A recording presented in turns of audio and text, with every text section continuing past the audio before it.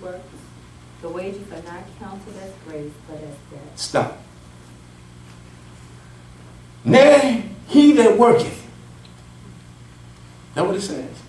That was it, King James. I'm so used to. He that worketh, not worketh unto grace, but unto a debt. How many of you need a debt? Anymore? I got enough. I don't need no more debt. I will tell you, I got enough of it. Wouldn't you think that folks will have enough of debt to stop working? And that contradicts everything you was taught. If you ever want to get out of debt, you must first work. That's not God's plan for you. You didn't get that, did you? If you ever want to get out of debt, most folks believe you got to work. That's not God's plan. He that worketh, the Lord said, he worketh unto a debt, not unto grace.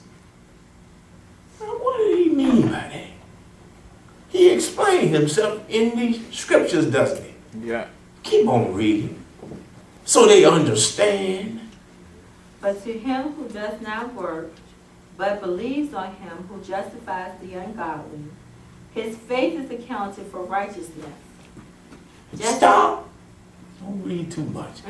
Let them get a little at a time. But it goes on to say, if you don't work, but this is the kicker, believe.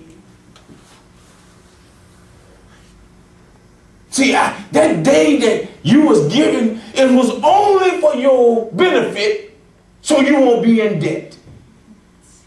What I'm talking about? The wages of sin is a debt. Debt is death. You steady killing yourself, and God said, okay, go ahead on. I use that for my glory. You ain't got to do it my way. Just do it. And you don't really understand that you just walking in God's plan for you anyhow. You can either do it his way or do it your way, but you're still in God's plan. You're still God's children. You didn't get that. I don't know if y'all got children. Can I sit down? You man, I'm going to sit down anyhow.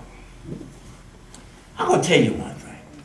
After a period of time of telling your own children something over and over and over again, and they don't even honor you, after warning them, what do? Go ahead on then. Go ahead. Go ahead on. And we sit back and watch.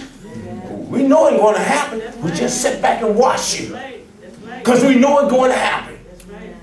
And after a while, you run into what you've been warned not to, and all of a sudden, here you come back crying.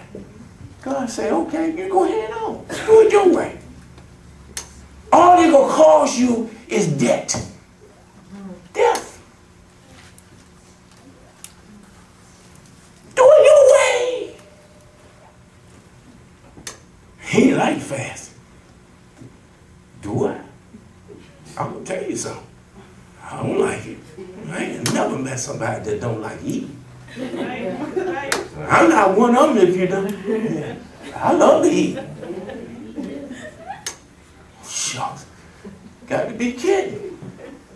I like a plate in front of me with something on it.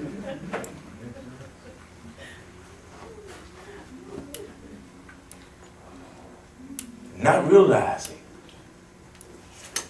that you just added a debt that God had trying to get rid of in your life. And you adding it because you don't want to walk in grace. Because you want to work. We want to work. We want to do things our way so badly that we don't want to listen to commands. Trying to save your life. Trying to save some heartache is something when you got to go visit somebody in the hospital after you tell them. And you see them suffering, and you suffer along with them, but they didn't listen.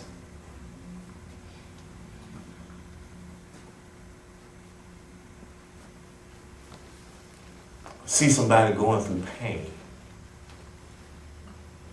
He wasn't talking to me.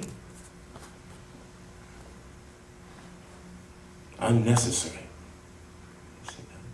I understand that, please. I don't know what it is. You got to pray for him. You think so? He might have sleep and insomnia or something. Well, he tend to just sleep in here. That would puzzle me. If you got a sickness, God can heal the sickness. They tell me I have selective memory. You got to in this time we living in. You got to select the things you want to remember. You don't hear me. I have to program my mind. I have to program my mind not to hear certain things after hearing them. You know what gets most folks? They hear something and they entertain it. Yeah. You ever had somebody say something to you, then you walk off and it hit you? Yeah. Like, man, that's you know, and somehow, and all these things you begin to think about. Yeah, I know that. Yeah, he did mean that. Then all of a sudden, you look at that person, you know, you got the nasty look. And the other person on the other end saying, what did I do? I get that a lot. Folks don't understand that I have a way of saying things, but it's only to help you. That's all. You know, it's all based on our heart condition. You don't know. Every now and then, I feel like my heart skip a beat. I don't know about you. Never had any heart problems until I came to the Lord. I found out my heart kept skipping. That I had to go check it out.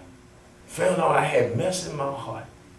See, murder, it says in the 15th chapter of Matthew, murder, evil thoughts, comes from the heart. I had a heart condition. No doctor could cure it. Only Jesus could cure the heart condition that I had. See, once he cured the heart condition, my whole body started lining up. The things that it's supposed to do, it begin to do it. We asking our body to do something that our mind or our heart is not lined up with God, and we expecting healing, and guess what? We don't get it. You know why? Because our heart had not lined up with the things of God, and understanding if it's not in line with what God said, then your body cannot be healed. I don't care how folks lay hands on you. Got you to believe a matter. Well, you'll be healed in 2 seconds. Let me lay hands on you. And don't understand that his faith is just for that moment. Once you leave, somehow your mind starts talking to you again. You ain't healed. How can a man lay hands on you and heal you? Amen. You know why? Because first of all, God never asked you to work on him. God never asked you to work a thing. You know what he asked you to do?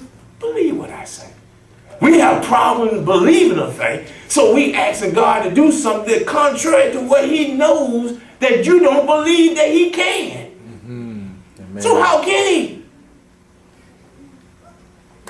He that worketh unto debt, not unto grace. Listen, the life we live in is a life of grace. God give us things that we don't deserve, but he give us to us anyhow. Amen. Wouldn't you think so? I think so too. Because of some things I know in my life, I know I didn't deserve.